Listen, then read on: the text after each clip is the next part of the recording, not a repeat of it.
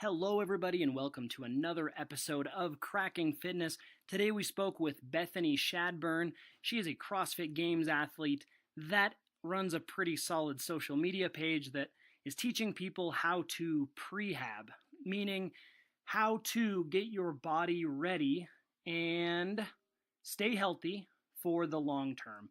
I'm a super big fan of prehab because I think it's so important that we are isolating muscles, doing the right work in the right place to stay healthy and be able to do other movements safely. So we watched her compete last year in Salt Lake at CrossFit Regionals and started following her on social media after that, and she just runs a solid page. It was cut a little bit short because we had some technical difficulties, meaning that I had something plugged into my computer, and so I couldn't hear her talk. So we worked through all that, and it ends up being about 24 minutes of us speaking. So today's episode is not brought to us by any company in particular, but just remember, here's my shameless plug. If you are looking to reach some health, wellness, and fitness goals, I run Prevail Coaching. We do remote, individualized programming, and you can be anywhere in the world, and we coach you, and we're pretty decent at it. So let us know how you like today's episode. Please leave us a good review in iTunes, and if you have any questions, please let us know.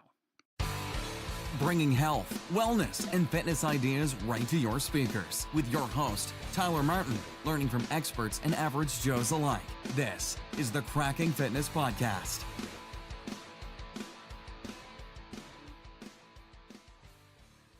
All right. Well, hey, thank you, Bethany. I really appreciate you coming on and talking to us.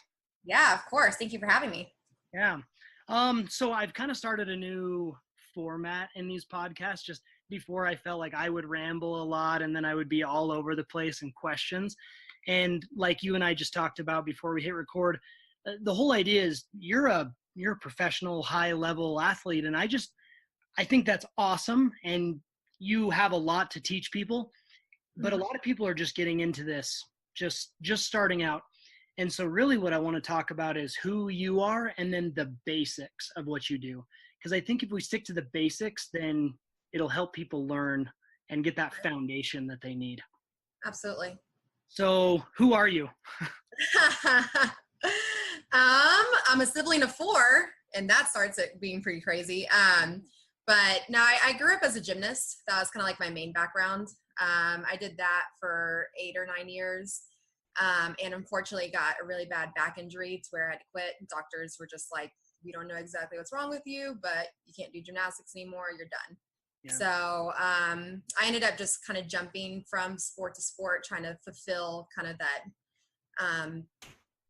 that same feeling that I got from gymnastics, basically. So after my back healed up, the only thing I could really do was like long distance running. So I got into half marathons and slowly got into triathlons and some obstacle course racing. So I kind of had just like little puzzle pieces, and then ended up doing bodybuilding competitions for about 3 years. And just none of that ever fulfilled like, yes, this is exactly what I want to do kind of thing. So finally found CrossFit, and that's been like the best fix since gymnastics for me. Yeah. So that's kind of where I'm at. I've had like little puzzle pieces throughout the years that kind of brought everything together for me for CrossFit. Gymnastics is a great background for CrossFit. Yes. Yes, it is. I don't regret ever doing that, ever, even if with the back injury, never. Did you compete then? Yeah. Mm-hmm. Up to what level? Just curious. So only to like level 8, level 9. But then I started doing like the higher skills, and I was getting ready to do level 10. And then that's when I hurt my back right before that. So yeah, I never really got into the elite level, unfortunately, but. Well, level 9 is more elite than 99.9% of the world. So yeah. pretty dang good. Yeah. So when you talk kind of your chronic back injury, is that what it is? It came from? Yeah. It's kind of weird. I basically end up like an old lady. I have really bad back spasms. So I'll end up being crippled for a couple of days, and it usually happens annually. Recently though, I heard it really bad to where it's kind of like a bigger episode that I haven't had in a while. So this hasn't happened like this probably in about 4 or 5 years, to where I feel like, oh no, it's not going to feel better in a couple of days. Yeah. I had an episode right before the games 2 weeks before, and I was freaking out, but ended up healing and being okay like a couple days after. Got lucky with that one. But I don't know, it just kind of just depends. It's weird. I'll be sometimes picking a sock off the ground and it'll go out on me, or just lifting or something in CrossFit and it just snaps and I'm out for a couple days or a week or two. So that's kind of where I'm at right now. It's unfortunate, but that's kind of why I'm into a lot of the prehab stuff and activation and core and keeping mobile, because I've been hurt so many times and it's so debilitating that, one, I don't want other people to have to go through that. And two, just trying to save my body to where, later on when I'm done with CrossFit, I'm still able to move. Yeah. That's the most important thing to me. No, that's something that I really enjoy about your social media platforms, is just that, or platform, because I only follow you on Instagram, but it's just, it's not like everybody else. A lot of other people are like, hey, check out this max snatch. And somehow I'm PRing every single day. But yours all is, the good stuff. yours is, hey, look, I'm doing a very simple movement here, yet I feel that those simple movements are what makes you the great athlete that you are. Yeah, it's the base that you build. That's very, very important. Yeah. So in the middle of this podcast, Zoom is popping up and saying we have 10 minutes left unless I upgrade. I know, I saw that. I just exited it. I was like, no, denied. So I guess to you, Bethany, like what is health? Because you are a high level athlete, but just thinking in health in general, health and wellness, what is that to you? So it's funny that we actually bring that up, because I just started a program at our gym called Vitality. And it's kind of just that in between where you're not an elite athlete, but you're also not sick, in the sense of like, you're just not like sedentary, not feeling good, all of that, whatever it is. And just kind of finding that middle ground. And that's where Vitality is. So I think that's where health and wellness fits, is where you're at the point where you're not going to get hurt and you're not feeling that you're feeling like 100%. But you're also not trying to be like an elite athlete. So you're not having to, train 4 or 5 hours a day and push your body to limits and maxing out weekly and all that stuff. But it's finding that middle ground wherever that fits, and being able to live for a long time and move like freely, especially as you get older. I think that's super important. So kind of that longevity and sustainability. So, I mean, from an athletic standpoint, the level that you're at is not sustainable for your entire life. Correct. Because it's a sport, you're in right. It's a job. It's a sport. It's a job. It's something that I really, really enjoy doing. And I've known since after gymnastics that I was always going to be in the fitness industry, and that I wanted to be an elite athlete of some sort. I didn't know at the time what it was going to be. But I knew that I wanted me working out to be my job, basically, whatever that is. But at the same time, I'm 25 now, and I know that what I'm doing right now isn't going to last forever. So I'm just trying to take advantage of it, and make the most of it, and enjoy my time too. Not just if I ever get to the point where I'm like, I fucking hate this and I hate going to the gym, then obviously it's not worth it to me, and I'll find something else to do. But I really, really enjoy working out, and I really enjoy CrossFit right now. So I'm just trying to take advantage of it and have fun. Some people do hate it. Like I know. It's true. They're good no, at it's true. They're good at it, but they hate it. And I mean, if we're talking longevity and health and wellness, you have to love it. Right. You can't. I mean, just think about your cortisol in itself. Like if you're just mad going into the gym all the time and you don't want to be there, like your cortisol is going to be so much higher. Yeah. And that's going to affect so many things. Yep. And if it's high like that for years, oh my gosh, Yeah. like think about how messed up on the insides are going to be. Well, and then on top of that, pre-workout and Yeah. caffeinated sodas and coffee all day long. And, you're just holding those cortisol levels so high and all the adrenal, hormones and everything. So it's messed cool up. that you see that and you understand that. I think that's awesome. Yeah. Yeah.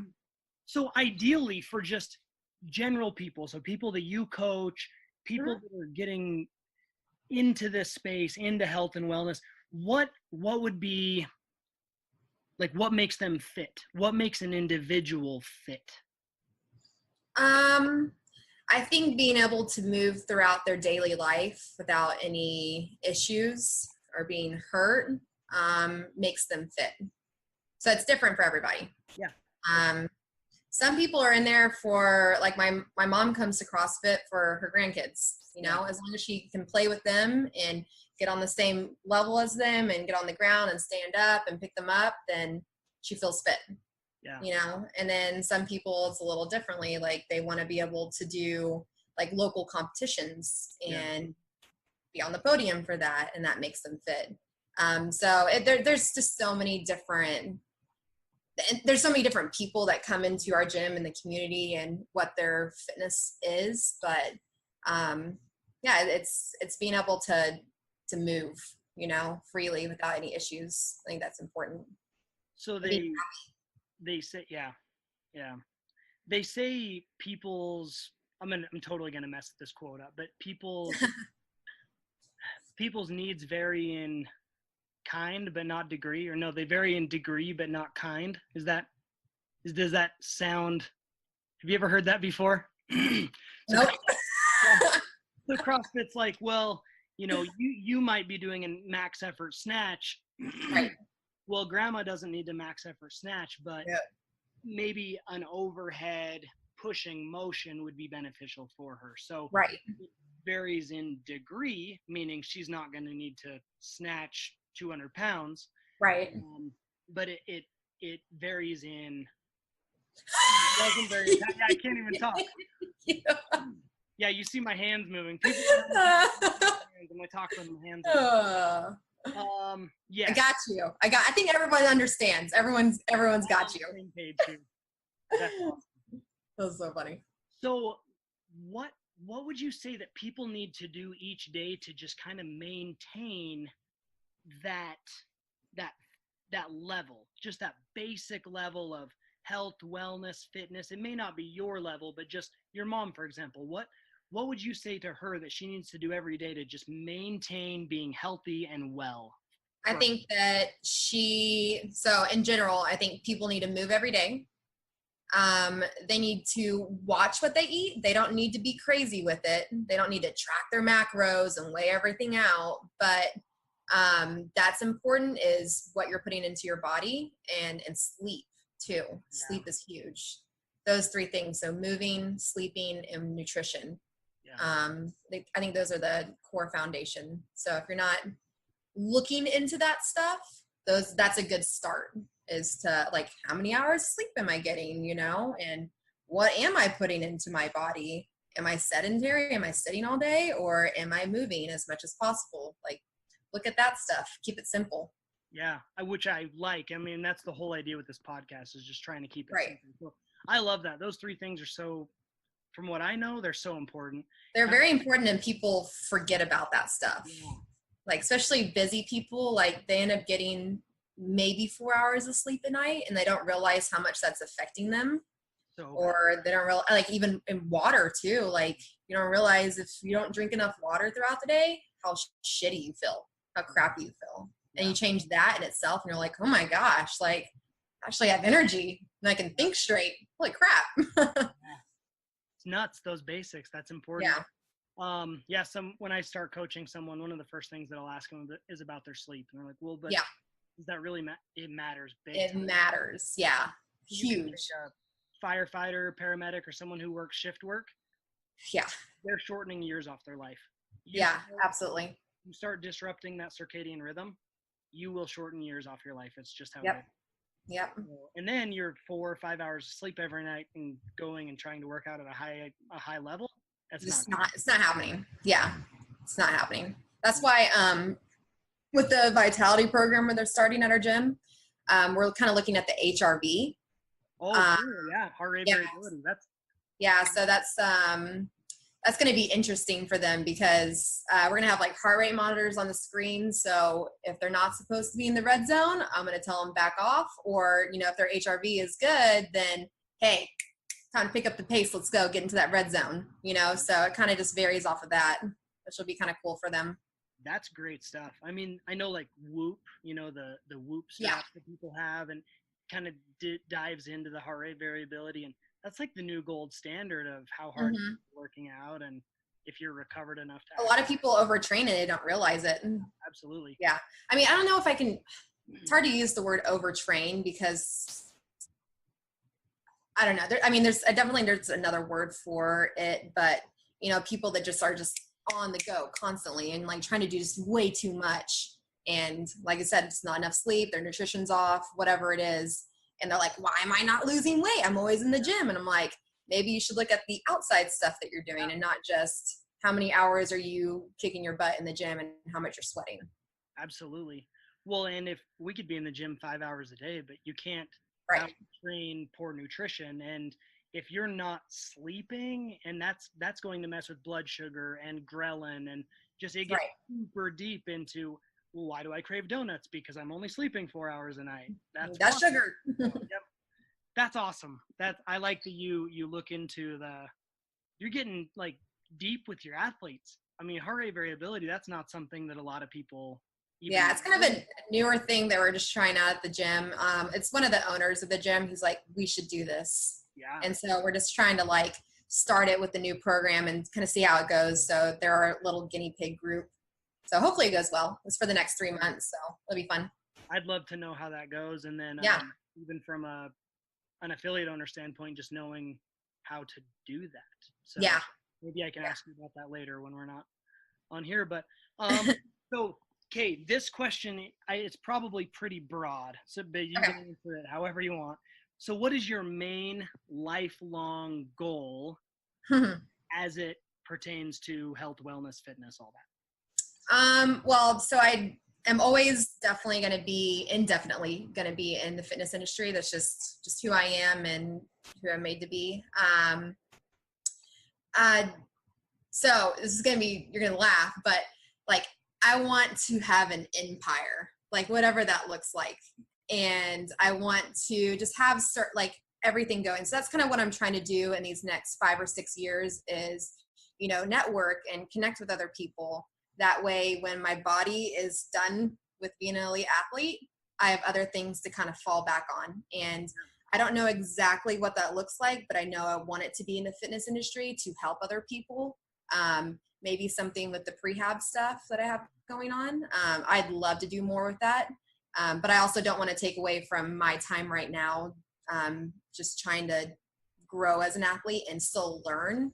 That's why I don't want to take on too much responsibility with like, training other people, because I feel like I'm still trying to soak up more knowledge. That way I can, in the long run, be able to give that knowledge to other people. So, I mean, I'd love to have elite athletes of my own, whether it be teenagers or adults trying to make it to the games or whatever that is for them, or just have other things going, kind of like Brooke Entz, like she's made a name for herself, right, really well, and everyone knows her in the CrossFit industry, and people are starting to know her outside of the CrossFit industry. That's kind of where I want to be in the next like 5, 6, 7 years, is be a known person, I guess, idol in the CrossFit world. That's awesome. So I'm a big believer in how you do anything is how you do everything. So obviously, if you are able to kind of put it all out on the table and become the athlete that you have become and are becoming, there is no reason why you can't do that in another area in your life. Yeah. So I like it. Most people probably don't dare to say they want to build an empire. You just want to build an empire. you just said it. So Yep. That is awesome. And you're gonna make it happen. I feel like you're gonna do it. So good job. I do it. Haven't even done it yet, and you're gonna do it. All right. So what about just for people listening, books, learning recommendations, just something basic that they can go out, maybe spend 10, 15 minutes a day doing, but that may change their life? Ooh. Well, I try to listen to a lot of podcasts. I like Joe Rogan's podcasts. I think they're really interesting. I'm reading Can't Hurt Me. Don't Hurt Me. What's his face? I'll write that down. I want to. Wait, let me double check on the name. Yeah, Can't Hurt Me by David Goggins. Oh, okay. Yeah, I actually started that book is Okay. really good. And another one that I read that was really good was, or listened to, I don't read, but listen to the audiobooks, Oxygen Advantage. It's about breathing. It's really interesting, about nasal breathing. I've read that. I'm the same as you. I say that I read it, but I listened to it. Yeah, I've actually listened to that one. That's a really good one. Yeah, that one I listened to it a couple of times, and it's very like they put a lot of practical things in there, so it's not just them talking, but hey, try this out, try these things out, to improve your breathing. So I did a lot of that before my Dubai competition, and I'm a believer. Like, holy crap, I felt a huge difference because I wasn't doing a lot of CrossFit and cardio intensive workouts leading up to Dubai because I was trying to work on my strength training.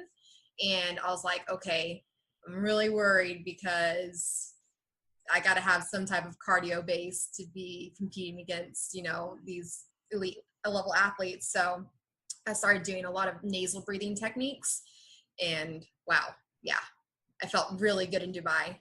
Like, I was just trying to get top 10. So to be 7th place, I was like, I'm happy with that. I was really happy with that. So, and I felt like my cardio felt good. It was crazy.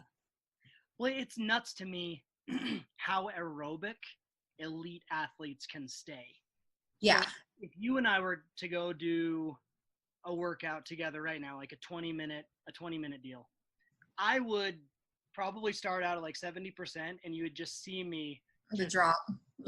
tank down, and you'd probably stay at like 80%, and then 2 minutes before the clock ends, 2 minutes before you're going to just kick up and you're going to go really, really hard, and then that's going to be over with, and you've done twice the reps as I have because I can't stay aerobic and you can. So I think that's amazing. And then that nasal breathing stuff. I actually did a podcast with a guy who's a breath coach, and he started to talk about the CO2 in the body and the oxygen, and just crazy. It goes deep, but yeah, it goes very deep. I know nothing. No, I don't either. But yeah, you get on a rower and you just nasal breathe, and all of a sudden, like, life gets real hard. Yep. And I gave myself like altitude sickness one time with doing it. I felt so lightheaded. I felt like I was in Colorado working out. Yeah. I was like, holy shit. But yeah, that stuff works if you do it correctly. Twice a year, go to Salt Lake City and just row for 30 minutes, nasal breathing. Yeah, right. Better. Honestly, I would love to live like half the year in Colorado. I think that would be awesome. Train high, live low. That's why I have the tent, the altitude tent. Cool. Yeah. That is an altitude. Mm-hmm. All right. That's awesome. Do you feel like that helps? Yeah. It gets really stuffy in here because it's closed up completely. I have a fan in here, but it gets really hot. So we don't use it every night, which I wish we would have, but like, because my boyfriend, he gives off so much body heat. Yeah. He's like, I can't take it anymore. I need to get out of here.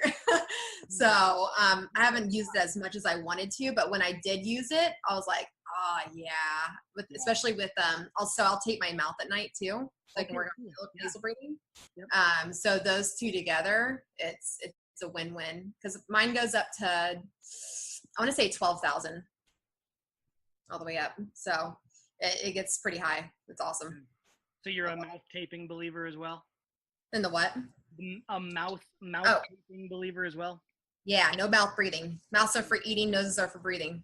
So it's hard all the time, but I mean, like, obviously when it comes to when you're competing, you got to use your mouth, right?